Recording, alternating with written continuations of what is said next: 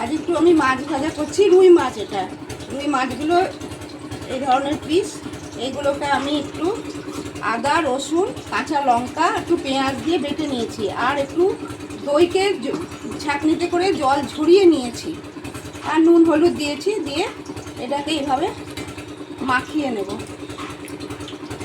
মাছটা আজকে ভাজা করব।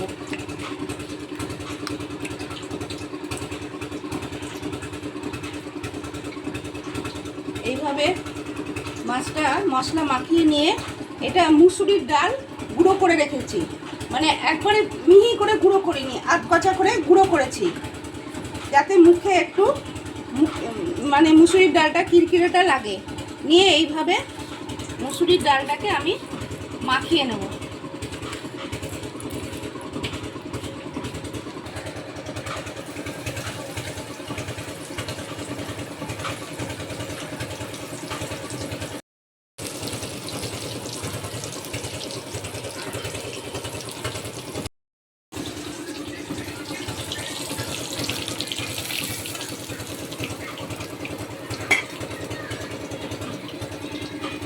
এই রকম ভাজা হবে।